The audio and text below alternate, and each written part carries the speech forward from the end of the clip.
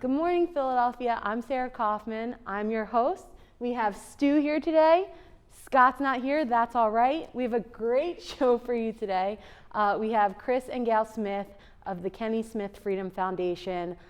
They started a recovery house in Kenny's honor, and it's all about sober living and recovery. It's a great show.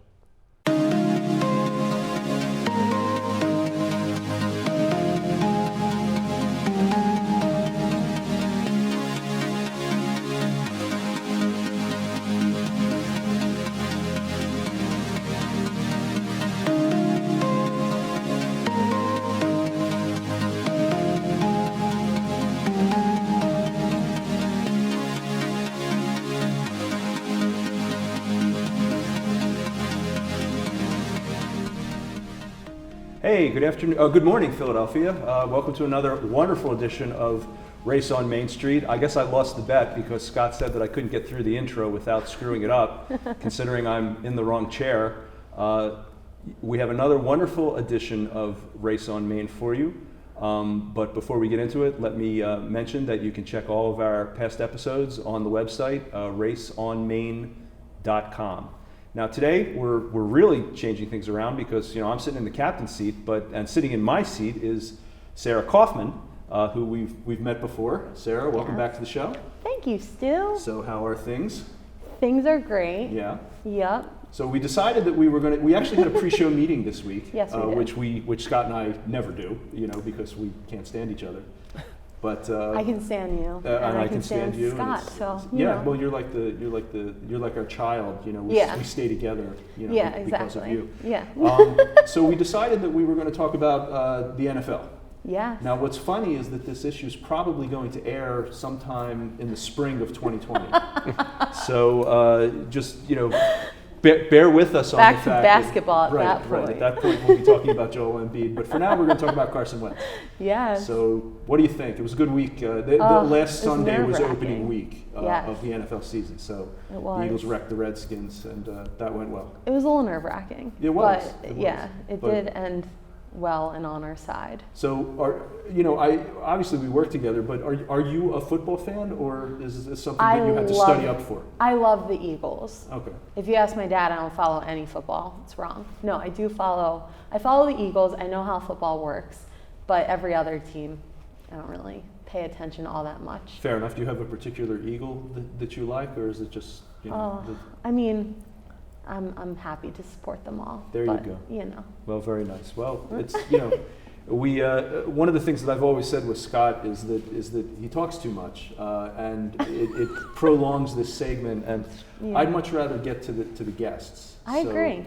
You want to introduce us to the guests? Sure. Excellent. So we have Chris and Gail Smith of the Kenny Freedom Foundation. Kenny Smith Freedom Foundation. Kenny Smith Freedom Foundation. Thank you, Stu. You're welcome. Chris and Gail, they're from South Jersey area, and during the day, Chris manages a engineering firm while Gail is a direct counselor. Together, they co-founded the Kenny Smith Freedom Foundation and launched a recovery house due to the unfortunate loss of their son, Kenny, back in 2016.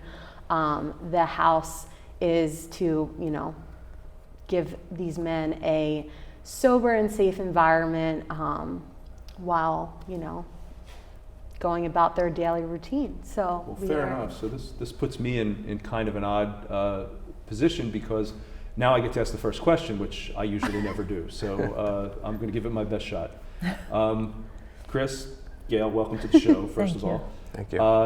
The Kenny Smith Freedom Foundation. How, when, why did it get started? Yeah. Thanks for having us. But the Kenny Smith Freedom Foundation unfortunately started after the devastating loss of our son Kenny in August of 2016. Kenny died of an accidental overdose of heroin laced with fentanyl and carfentanil, all while supposedly living in a sober living house in Florida and supposedly attending treatment. And I say supposedly because post Kenny's death, we came to find out evidence started to unfold that Kenny was in what we call a flop house, and that he was essentially being brokered for our insurance. And so the way that works is somebody that runs a sober living house would be out on the streets looking for vulnerable people, and they would find them, and then they would prey on them, and they would offer them a place to stay. You can come stay with us, but in turn, you're going to have to go to the treatment center that we dictate.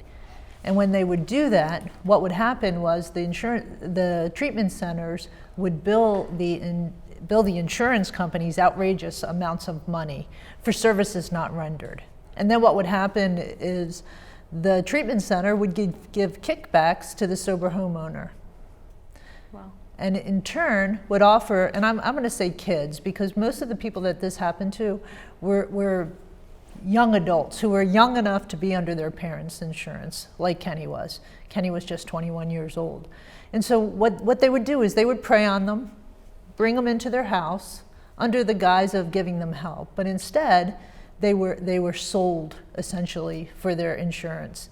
And like I said, the insurance companies would bill outrageously, give a kickback to the sober homeowner, and then the sober homeowner would give these kids drugs to keep them addicted so that they could continue to keep them in this loop and to continue. We call it a web. We call it the brokering web. That's kind of the name that Chris and I gave it, the brokering web. But what it's really called is patient brokering, okay? So they brought him in and sent him to this treatment center, essentially didn't get any help at all. He wound up overdosing and dying in the sober living house. What we also found out is that there's also a lot of the labs are involved in this web as well. So what they would do is just bill. Let me give you an example. We saw Kenny bill for over $12,000 for just 3 days of supposed lab work. Okay. This is outrageous. It's outrageous. Yeah. It's outrageous. And so with that, we knew that we needed to do something. And that led to the Kenny Smith Freedom Foundation. It led to the Kenny Smith Freedom Foundation. We know that we can't bring Kenny back, and we love and miss him every day, but we knew we had to be part of the solution. We don't want anybody else, and we can't save them all, but we don't want this situation to happen to another person. So we want people to know that this is out there, that this is happening, not just in Florida, but it's happening in New Jersey, Pennsylvania. It's happening across the country, patient brokering. And so with that, we decided we're going to give back. And we decided to do that through the Kenny Smith Freedom Foundation. How did, a couple preliminary questions, because obviously we're here to hear about the foundation, but how did you get to Florida? Is that, like, you're from New Jersey? Right. The reason he went to Florida originally was because if you hear often in the recovery world, you hear people's places and things, it's important to get away from the familiar surroundings. We had good insurance. Like I said, he was still 20 years old at the time. And so originally we sent him to a treatment center that we had investigated and that was well run. And he did good for a little while there. But then he started to meet people. And in his vulnerability, he got kind of pulled into that web, if you will. I guess because he's of age, he can make the decision. That's correct. And unfortunately, somebody that's under the influence like that really isn't of the mindset to make those kind of decisions, but chronologically, he was old enough to make those decisions. And when, and I'm going to throw a name out there, to follow this through, back in April, we actually attended the sentencing of the person that was responsible for this. Bradley Vercosa pled guilty to over 50 counts of patient brokering. And he was sentenced to 4 years in prison.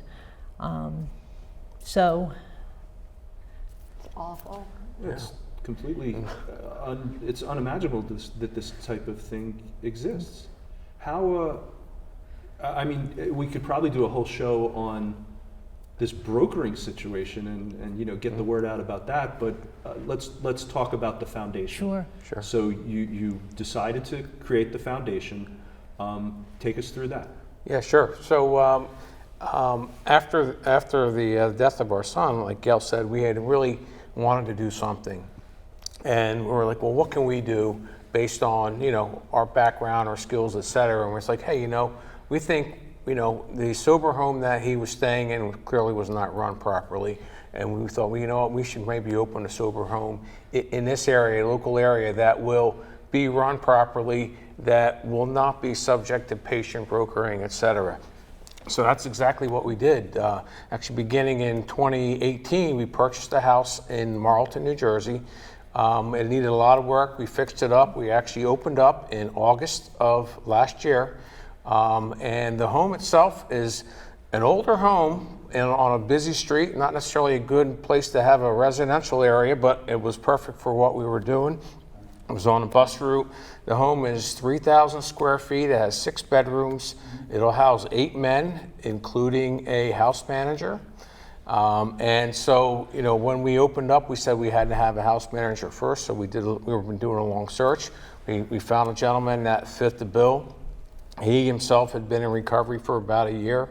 And so we brought him in, we interviewed him, and that was really the start. And over the next 6-8 months, the house has been full. I mean, I'd say unfortunately, because there's such a need out there. Mm-hmm. And currently, we have, all our beds are filled right now. But it varies, because some of the gentlemen will relapse and, they need to go back to treatment or what have you. And so that's essentially what we're doing. One of the things that I think makes us a little bit unique is we're a nonprofit, right? We're not doing this to make money off of anybody. What do we call them, safe houses? It's called, officially, it's a Cooperative Sober Living Residence. Cooperative Sober Living CSLR. Residence. Okay, so are CSLRs generally for-profit enterprises? You said what makes you different is that you're a nonprofit? Is that, it's a for-profit situation? It's a housing term from the Department of Community Affairs, at least in New Jersey. Okay. So it doesn't necessarily mean for-profit or not-for-profit. It's just the category class of the type of residence that the house is. Okay. So you're working as a nonprofit now. You have I didn't mean to interrupt. No, that's fine. That's fine. Yeah. So what makes us unique, other than the nonprofit part, is that the rules that we instill for all the residents in the house help keep it to be a safe environment. We have curfews. They have, when they first come in, there's a blackout period where for so many days they can't have overnights outside. They all do chores. They mow the grass. They maintain the property.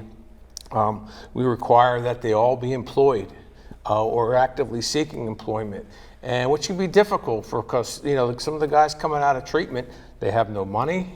They've lost their job, and they may have alienated their family. So they're really at the most vulnerable stage, and so working with them and other organizations sometimes will help sponsor them into our organization. The one thing that we do not do is really as a function of the type of license that we have, it's called a Class F license, is we can't provide professional services to the individuals in the house. So we offer them sober living, but no professional services, nor do we subsidize their living. In other words, to pay someone's rent to stay in our home. So that has to come from them. And so and the big thing is they got to go out and get jobs. A lot of them had great jobs, and they've lost them through their, substance use, and they have to restore them. And I have to say, they are all employed. I mean, their economy's good right now, and it's in an area where they can find jobs, and it's a great opportunity for them. One of the challenges is transportation. Not all of them have cars. The guys might have to take bikes to work or, walk or what have you. So, it takes a while. And, the other challenge is, they are in an environment where now they're living with 8 guys in a house. And, there can be clashes, but by the same token is they all have a common goal, right? They all want to be substance free. And that's a key that really is the glue that helps them to get along because they have that common goal. So, you mentioned it a little, but can you explain the mission of the foundation and really what you're trying to do with it? Yeah, so our mission statement pretty much says that we exist to educate, advocate for substance use disorder, but also provide sober living for, right now, for men recovering from substance use disorder. One of the things also under the Kenny Smith Freedom Foundation is I've had a lot of opportunities to speak at schools or with youth groups about the dangers of substance use. So that's kind of the educate and advocate part. I'll go into schools, pre-prom or before graduation, or even at the beginning of the year, just kind of setting this tone for them, telling them about the dangers, telling Kenny's story, because it's a real story, and they can connect with it, that it really leaves them impacted. And part of our desire moving forward is to be able to do more of that, to be able to have more opportunity to speak to youth, because they're the ones that are at risk. We like to say that first drug is the worst drug. You have this house. How does the Kenny Smith Freedom Foundation raise funds?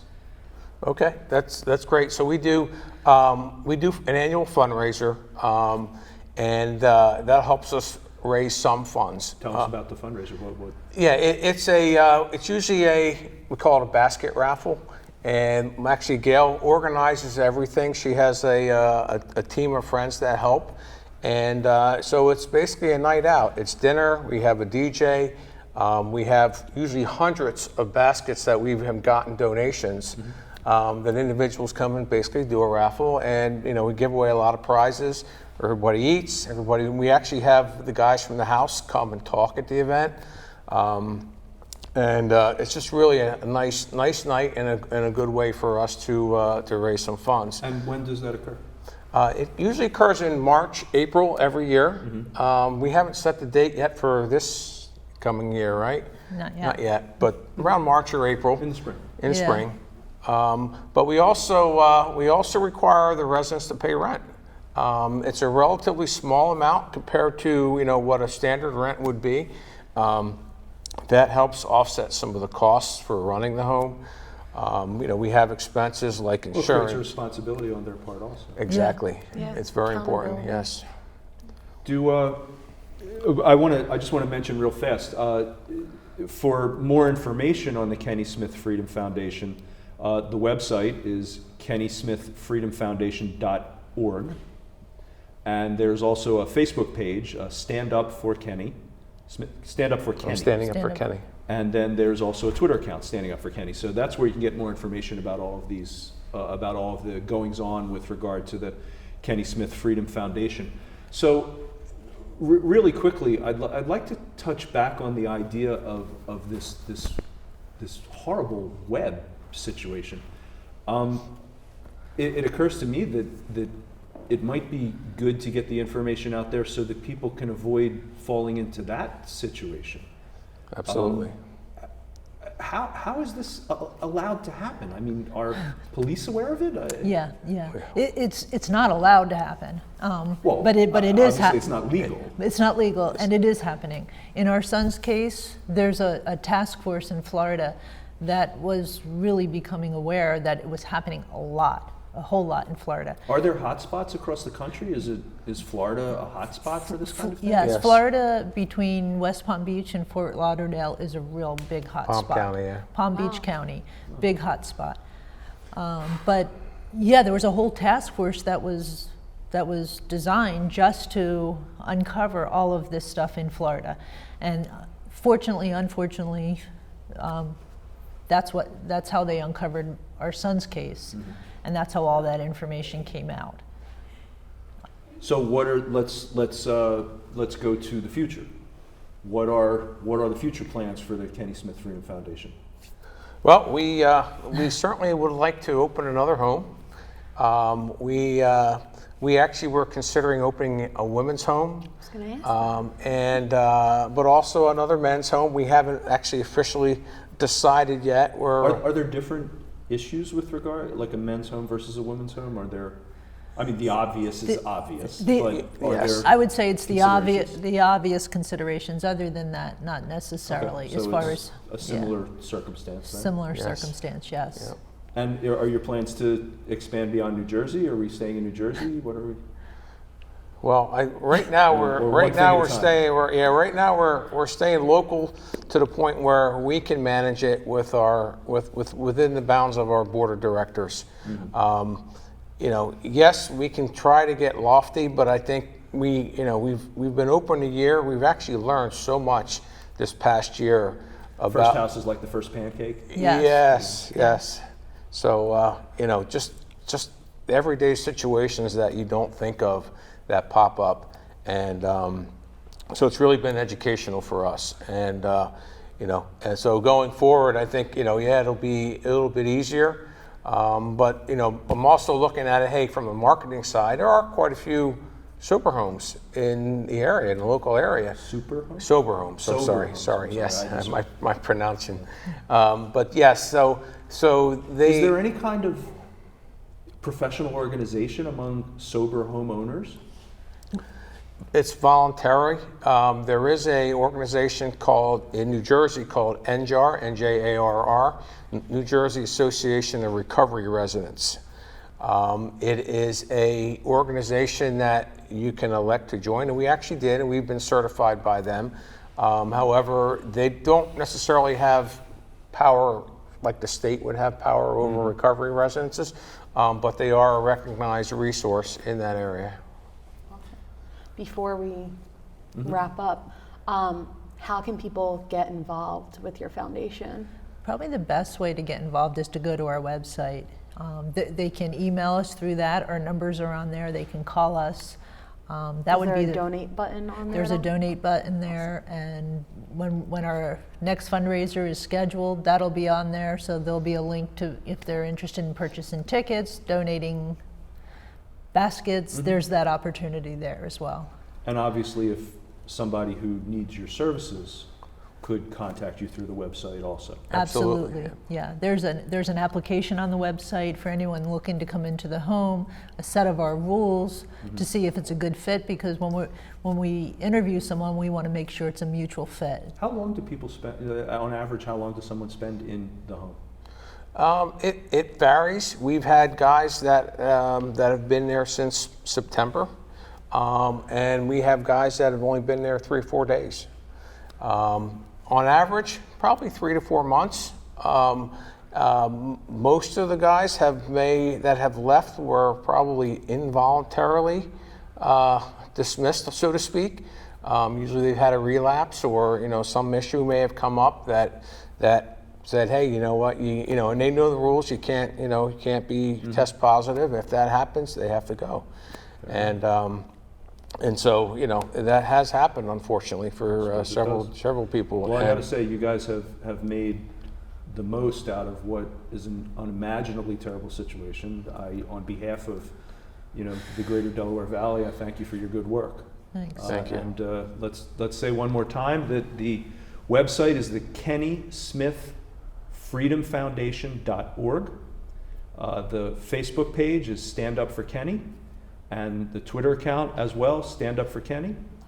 So I think we're going to wrap up. No, we're not, because we still have 5 minutes left. So let's come back in. Yeah, Okay. Sarah? I actually had a question related to the house, because you said, Stuart asked if someone needs your services, this and that, you can apply.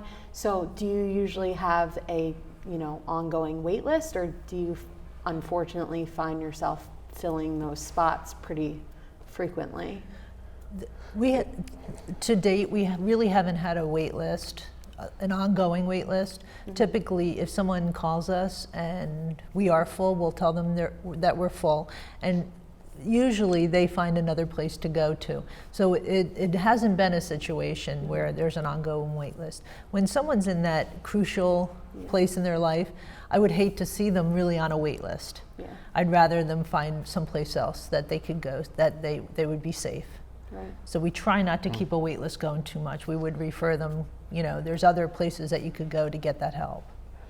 So tell about the a typical day in the house? I mean, I get the impression that you're providing a roof over the heads. Do they have their own food situation? Like, how does that work?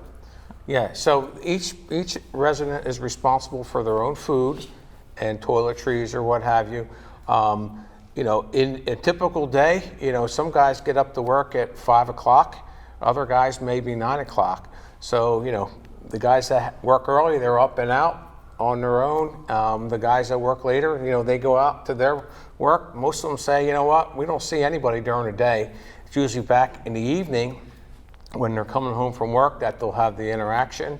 And then usually they all go to meetings.